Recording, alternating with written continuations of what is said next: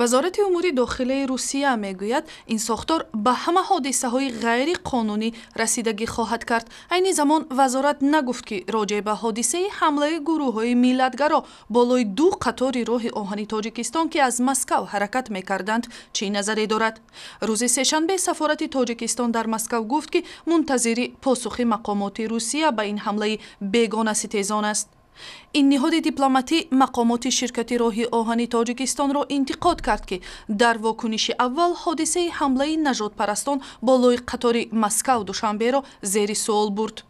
бояд дар ҳолатҳои ба миён омадани ҳар гуна мушкил хоҳ аз ҷониби Русия бошад, хоҳ аз ҷониби Тоҷикистон ҷиддӣ ва бидуни ягон хурӯи хотирбинӣ муносибат кунанд, барое ки ин яке аз самтҳои афзалиятноки ҳамкориҳои Тоҷикистону Россия мебошад. дар вокуниши баъдияш ширкати роҳи оҳани Тоҷикистон гуфт ки дар таърихи 26 ва 27 октябр болои қаторҳое ки аз Москав ба самти Душанбе ва Хуҷанд ҳаракат мекарданд, 2 ҳамлаи гурӯҳҳои муташаккили ҷавонон ба қайд гирифта шудааст. дар телевизионҳои давлатии Тоҷикистон таблиғи барномаҳои номзадҳои интихоботӣ шурӯъ шуд. нахустин шуда шоми 28 октябр сокинони Тоҷикистон бо барномаи номзади ҳизби кишоварзӣ Толиббек Бухориев шинос шуданд.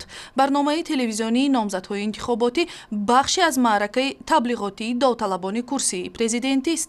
дар интихоботи рӯзи 6 ноябри президенти Тоҷикистон 6 номзад ширкат мекунанд ки яке аз онҳо раиси ҷумҳурии амалкунанда Эмомалӣ Раҳмон аст.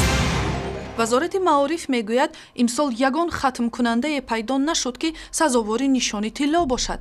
дар соли таҳсили 2012-2013 аз ҳисоби 128 муҳассили аълохони мактабҳои Тоҷикистон вазорат танҳо 14 нафарро шоистаи нишони нуқра донистааст.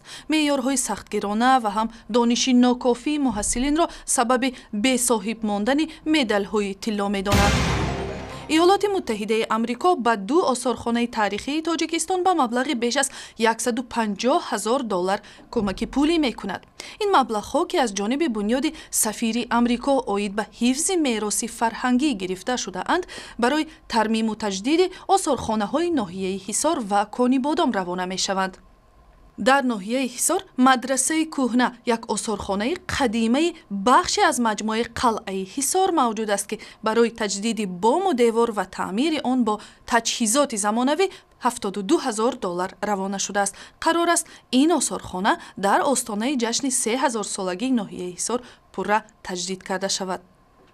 хабарҳои бештар дар сайти интернетии Радиои Озодӣ, шабакаҳои иҷтимоии Facebook, Twitter, YouTube ва ҳам замимаи телефони ҳамроҳи шумо.